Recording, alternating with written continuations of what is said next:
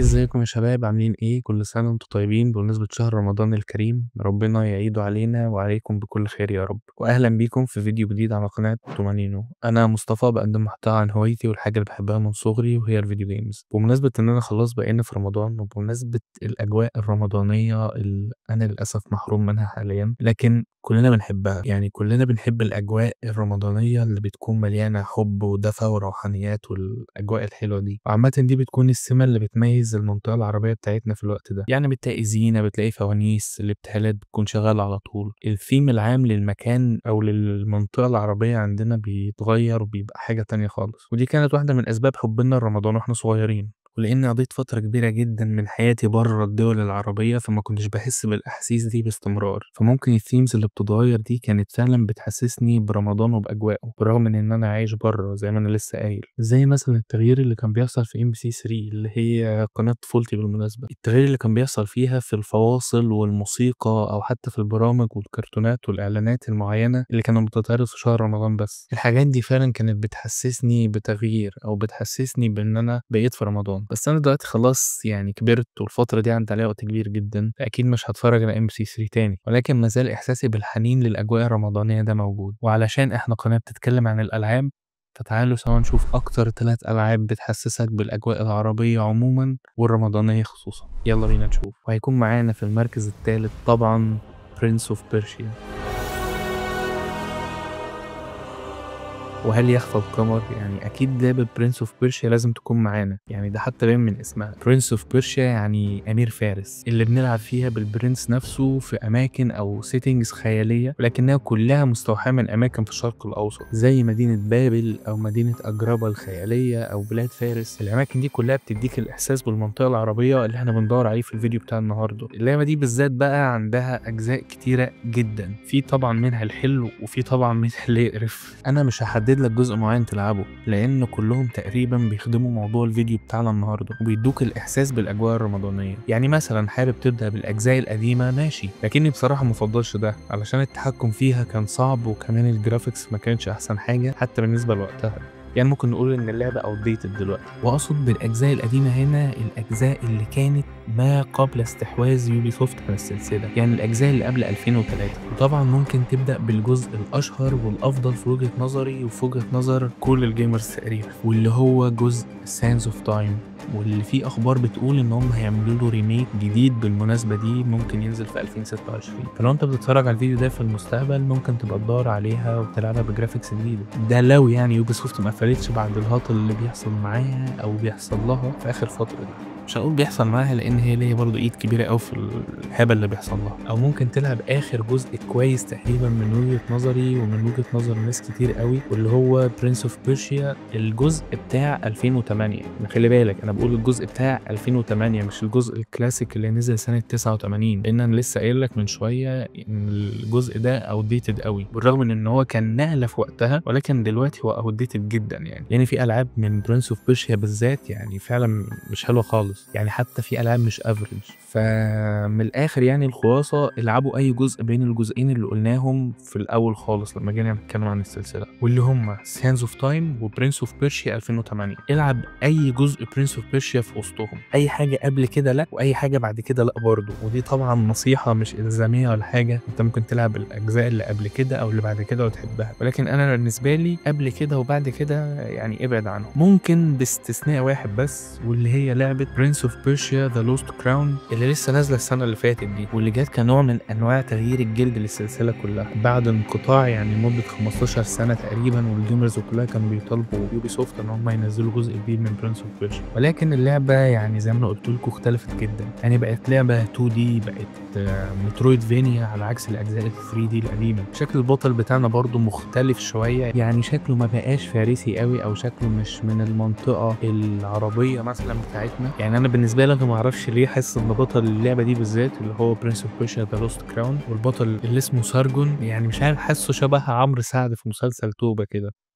انا مش عارف بصراحه، بس يعني حاسس ان شكله غريب عن السلسله. بس بصراحه اللعبه حلوه، يعني شيل من دماغك بس فكره انها من سلسله برنس اوف بيرشيا القديمه اللي عملت اجزاء رائعه والكلام ده كله. شيل الكلام ده من دماغك وانت هتتبسط. بس للتنبيه برضو، الاجواء الشرقيه العربيه بتاعتنا اللي احنا بندور عليها اصلا في الفيديو قليله شويه في الجزء ده مقارنه بالاجزاء القديمه على الاقل. ولكن رغم كل ده، سلسله برنس اوف بيرشيا بكل اجزائها لازم تكون من الالعاب اللي احنا لازم نذكرها لو اتكلمنا عن الاجواء العربيه في الالعاب. ولكن في سلسله تانية بتتكلم عن تريجر هانتر كده، كل جزء من السلسله بتدور احداثه حوالين البحث عن كنز مفقود في شويه دول بتجمعهم نطاق جغرافي كده معين او حاجه. في بقى من السلسله دي جزء معين هو اللي معانا في فيديو النهارده.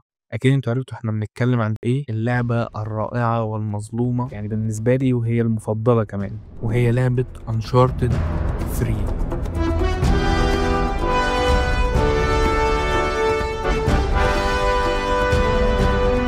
كده مع كامل احترامي لكل الناس وكل الجيمرز، انا اكتر سلسله العاب بحبها هي سلسله العاب انشارتد، واكتر جزء بحبه في انشارتد هو الجزء الثالث، مش انشارتد 4 ومش انشارتد 2 زي الديبيت اللي الجيمرز كلهم بيدخلوا فيه. انا عارف قد ايه الجزئين دول تحفه، يعني اكشلي كل اجزاء السلسله تحفه بصراحه. حتى الجزء بتاع ذا لوست ليجاسي كان كويس جدا بالنسبه لي، مع انه يعتبر اقلهم بسبب غياب نيثان دريك عن اللعبه. ولكن بالنسبه لي انا انشارتد 3 مظلومه فشخ يا جدعان، يعني بجد لعبه تحفه بكاركترز تحفه قبل ما يهمشوا دور سولي يعني في الجزء الرابع شويه. اللوكيشنز تحفه، مليانه اماكن عربيه بتختم الفيديو بتاعنا النهارده ان احنا نحس بالاجواء الرمضانيه. اماكن كتير جدا زي اليمن وصحراء الربع الخالي اللي هي موجوده بشكل كبير قوي في السعوديه واليمن يعني، وإرم ذات العماد، وسوريا. اللعبه دي خلتني اقعد فتره كبيره جدا مهتم بسوريا وبمعالم سوريا، وخلت عندي رغبه دفينه كده اني ازورها في يوم من الايام. ولما حصل حاجه كده مش هنعرف نتكلم عليها قوي هنا في الفيديو يعني عشان ما يشيلوش، وفي جماعه كده معينين دمروا مدن اثريه كامله في سوريا، انا حقيقي زعلت جدا، لان الاماكن دي يعني انا كنت بشوفها وهي متدمره، وكان بيجي في دماغي ان هي دي الاماكن اللي انا عايز ازورها في يوم من الايام. فبصراحه زعلت جدا يعني. بالمناسبه دي طبعا الف مبروك لشعب سوريا العظيم، وان شاء الله الجاي يكون احسن من اللي فات باذن الله طبعا، وان شاء الله الفتره الجايه دي تبقى كويسه علينا كلنا كشعوب عربيه وعلى سوريا وعلى فلسطين ان شاء الله. المهم نرجع بقى لموضوع الفيديو بتاعنا. اللعبه دي او الجزء ده بالتحديد في العاب انشارتد جزء رائع بالنسبه لي، بالذات في اشباعي بالشعور بالاجواء العربيه اللي احنا بنتكلم عنها في فيديو النهارده. لعبه تقريبا اكتر من 3/4 بتدور في اماكن عربيه. الهدف الاساسي اصلا من اللعبه كلها انك بتدور على مدينه إرم ذات العماد الاسطوريه بمساعده أسطرلاب اللي هو اختراع اسلامي بحت. اللعبه هنا بتاخدك من سوريا وقلاعها لليمن والاسواق بتاعتها والمطارده الشهيره بيننا وبين تالبوت اللي بتحصل فيها، اللي بنسمع فيها كمان كلام عربي كتير سواء من الناس اللي في السوق نفسه او من البوليس اللي بيجري ورانا. دير بالك حاسب، دير بالك يا رجال. وين رايح هيدا؟ وين فايت يا زلمه؟ ايه ليلة الادب، ايه امشي يا راجل. يعني كان في جمله البوليس كان بيقولها وهو بيجري ورانا، كان بيقول وقف عندك احنا البوليس يعني. شرطه، وقف عندك شرطه. وقف احنا البوليس.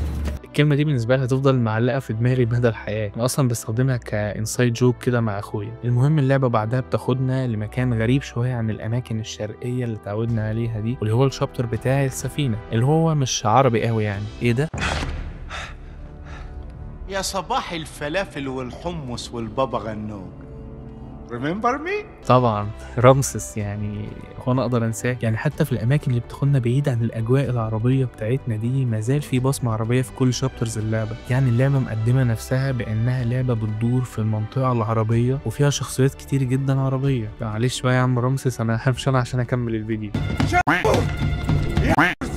عيب يا عم رمسس الكلام ده، انا بس محترم ان انت يعني راجل كبير ومش عايز اغلط فيك. كمان اللعبه بتاخدنا للصحراء العربيه بعد السيكونس بتاع الطياره اللي اقل ما يقال عنه انه اسطوري. يعني كلمه اسطوري دي اصلا ظالمه للسيكونس ده بصراحه. واللي في الصحراء العربيه دي بنقابل واحده من افضل الشخصيات العربيه اللي اتعملت في عالم الالعاب كله، وهي شخصيه سليم. يعني انا بالنسبه لي الشخصيه دي بحبها جدا، شخصيه بتريبريزنت كده الشهامه والمروءه والكرم بتاع العرب. يعني بجد الشخصيه دي انا حبيتها جدا، كنت بلعب بيها على طول في المالتي بلاير بتاع اللعبه دي. كمان السيكونس بتاع مطارده العربيات بالاحصنه والمزيكا اللي كانت بتشتغل اللي كان فيها طبعا طابع عربي كبير قوي بالالات اللي كانت شغاله. يعني انا بصراحه السيكونس ده بالنسبه لي هو المفضل في العاب انشارتد الاربعه. الموسيقى لوحدها بس كده تحسسني ان انا رايح احارب عشان ارجع سولي، كانت بتملاني ادرينالين بصراحه. يعني بصراحه اللعبه بالنسبه لي تحفه، سواء كلعبه عاديه او كلعبه من العاب انشارتد او كلعبه بتحسسك بالاجواء العربيه عموما. يعني انا بالنسبه لي كل ما اتكلم عنها اكتر ببقى عايز العبها تاني بصراحه، وده تقريبا اللي هيحصل بعد ما نخلص الفيديو ده. بس قبل ما اقوم بقى علشان اكملها لازم نتكلم عن اللعبه رقم 1 معانا في الليسته بتاعت النهارده، واكتر لعبه بتحسسك بالاجواء العربيه في عالم الالعاب. ولا استنى اقول لكم شويه اونربل منشنز الاول قبل ما نروح للمركز الاول. واول لعبه معانا في الاونربل منشنز هي لعبه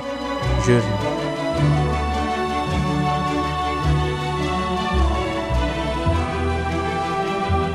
لعبة تحفة فنية حرفيا. ممكن تقول لي اللعبة ما فيهاش أي إشارة لأنها لعبة عربية أو فيها الطابع العربي، هقول لك ده حقيقي، علشان كده اللعبة هتتحط معانا في الأونربل منشنز بس يعني فتح لي دماغك كده إن المزيكا بتاعت اللعبة أصلا اللي فيها الناي وفيها العود بتديك الإحساس بتاع الأجواء العربية ده شوية، بالرغم من إن اللعبة ما فيهاش أي نصوص، ودي حاجة أنا متفق معاك فيها. كمان سبب من الأسباب اللي حسيتني بالأجواء العربية في اللعبة هي التوجه الفني للعبة كلها. يعني اللعبة بتدور أحداثها في الصحراء مع طراز مباني بزخارف نقدر نقول انها متأثرة بالمعمار العربي او بالطراز الاسلامي القديم، علشان كده اللعبة دي هتكون معانا في الاونربل منشنز. اللعبة التانية معانا وهي لعبة انديانا جونز اند ذا جريت سيركل.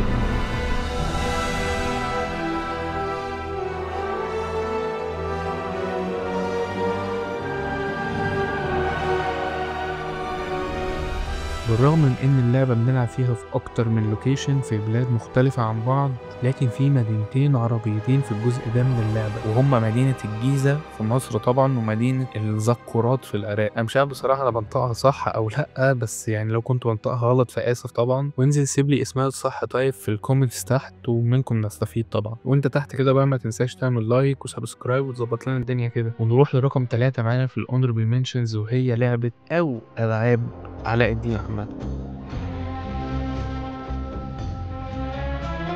طبعا شخصية علاء الدين شخصية غنية عن التعريف، يعني مش محتاج ان انا اعرفها، وهي اول شخصية عربية تقريبا اتقدمت في عالم الالعاب. عندها اكتر من لعبة مشهورة، يمكن اشهرها الجزء بتاع ديزنيز ألادين اللي نزل سنة 93 على جهاز السيجا جينيسيس، وجزء ألادين and Nasiru's Revenge، وده كان أول جزء ألعبه بصراحة وأنا صغير، وده كان الجزء المفضل بالنسبة لي، واللي كان بيتميز عن الألعاب التانية إن هو 3D. وبس كده خلصنا الأونربل منشنز معانا، ويلا بينا ندخل على رقم 1 في القائمة بتاعتنا النهاردة وهي لعبة Assassin's Creed.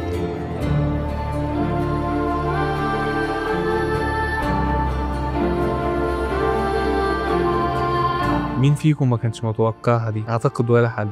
يعني هي واضحة قوي بصراحة، يعني واضحة وضوح الشمس، وانا عارف ده على فكرة، بس هي فعلا اكتر لعبة مهتمة بالاماكن واللوكيشنز العربية. بس ثانية واحدة، انتوا لسه معرفتوش انا هختار انهي جزء بالتحديد من العاب اساسنز كريد. ولا انا مش هسيبها لك مفتوحه زي سلسله برنس اوف بيرشيا، لان برنس اوف بيرشيا كان في المركز الثالث، انما احنا هنا بنتكلم عن المركز الاول، فانا لازم اقول لك على لعبه واحده بالتحديد. وطبعا كل الالعاب اللي احنا بنذكرها دلوقتي موجوده معانا وتقدر تلعبها، وهي فعلا هتديك الاحساس بالاجواء الرمضانيه جدا. ولكن خلينا نشوف احنا هنختار انهي جزء. ممكن مثلا اكون هختار الجزء بتاع اساسنز كريد ريفيليشنز اللي احداثه بتدور في القسطنطينيه اللي هي اسطنبول دلوقتي تركيا يعني، لكن لا، حاسس ان الاجواء بتاعتها تركية عثمانية اكتر من كونها عربية. كمان البطل بتاع الجزء ده ايطالي، هو طبعا مش اي ايطالي كده، بس معلش يا عم ايدزيو اركن انت على جنب دلوقتي. ممكن مثلا نكون هنختار اساسنز كريد اوريجينز اللي احداثها بتدور في مصر، يعني بلد عربي شرقي مسلم وكله تمام، بس لا، اللعبة دي كلها بتكون في الحقبة الزمنية لمصر القديمة، يعني ممكن نقول جدا ان ايام الفراعنة، مع انها متأخرة شوية عن ايام الفراعنة، بس بشكل عام هنقول ان هي في حقبة مصر القديمة قبل الفتح الاسلامي لمصر. هي طبعا في عناصر كتير شرقية زي الصحراء والمعابد المزيكا، بس لا مش كفاية، حاسس ان في احسن من اللعبة دي. يبقى اكيد هنختار اساسنز كريد 1، يعني مالكش حجة بقى، لعبة بطلها عربي اسمه الطاير اصلا، بتدور احداثها في اماكن عربية كتير زي القدس ودمشق وعكا وغيرهم في وقت الحروب الصليبية، يعني في وقت صلاح الدين الايوبي. يعني ما اعتقدش ان في وقت عز اكتر من كده للاسلام والاجواء الاسلامية والاجواء الرمضانية، بس لا، اللغة العربية في الجزء ده بالذات كانت ضعيفة جدا، ده الأبطال كانوا بيتكلموا ببريتش أكسنت يا عم. المدن كانت كتيرة وحلوة ومتنوعة، بس كانت فاضية مش مليانة أكشن وحركة وحياة كده. طب خلاص كفاية تشويق، وأنا هقول لكم أنا هختار لعبة إيه. بصراحة هي باينة، هي مفضلش غيرها. أنا هختار لعبة Assassin's Creed Mirage.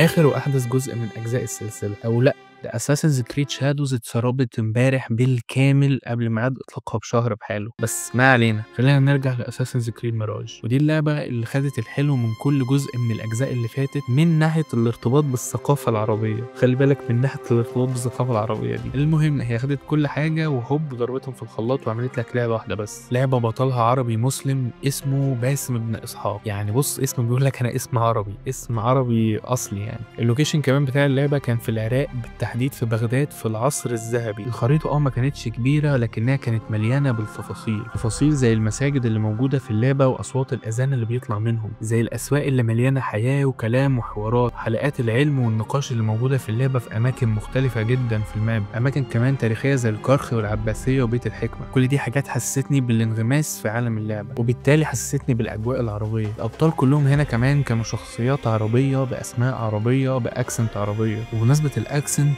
اللعبة دي فيها أحسن دبلجة عربية أنا شفتها لأي لعبة في حياتي تقريبا. إن الله معنا فمسعانا حق وقدرنا أن نحقق العدل، والله أكبر. لا إله إلا الله، لا إله إلا الله. دبلجة عربي فصحى. الممثل كمان لصوت باسم كان الممثل إياد نصار. أنا مستعد، فلنذهب.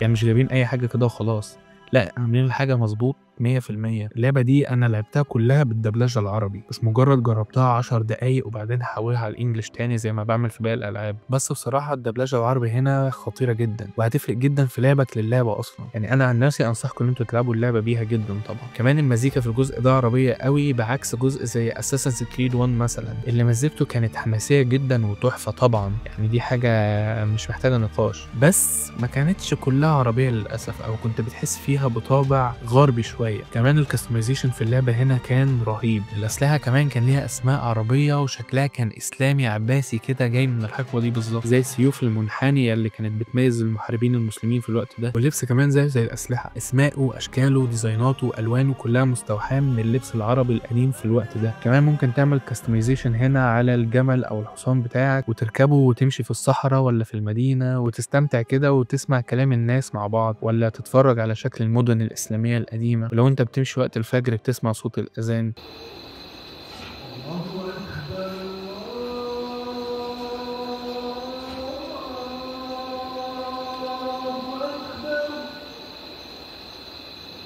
وتسيبك خالص من المهام والجو ده. الاسباب دي كلها خلتني فعلا اشتري اللعبه دي بالذات السنه اللي فاتت، بالتحديد في خامس يوم رمضان. مش هقول لك انها لعبه خرافيه ولا اسطوريه، ولا هقول لك انها افضل لعبه اساسنز كريد نزل في التاريخ، لا اللعبه فيها مشاكل وفيها عيوب كتيره وواضحه، لكنها بالنسبة لي أفضل لعبة بتديني شعور الأجواء العربية الرمضانية اللي أنا مفتقدها، واللي الفيديو كله بيتكلم عنها النهاردة. أهم حاجة قبل ما نقفل الفيديو إن احنا نفكركم إن رمضان شهر العبادات، فاستغلوه كويس جدا علشان ده شهر واحد في السنة. كمان استغلوه إنكم تقضوا وقت أكتر مع عيلتكم وتقربوا منهم. مفيش مانع بعد كل ده إنكم تقضوا شوية وقت مع هوايتكم والحاجة اللي أنتوا بتحبوها زي الفيديو جيمز، وده واضح طبعا عشان أنتوا بتتفرجوا على الفيديو ده. فأنتوا دلوقتي انزلوا تحت في الكومنتس وقولوا لي هتلعبوا لعبة إيه في رمضان إن شاء الله، أو بدأتوا في لعبة إيه ولسه ما خلصتوهاش. وبكده نكون وصلنا لاخر الفيديو بتاع النهارده. يلا سيبكم انا بقى علشان اروح العب انشارتد 3 زي ما قلت لكم. وفي النهايه شكرا بجد لكل حد وصل لحد هنا.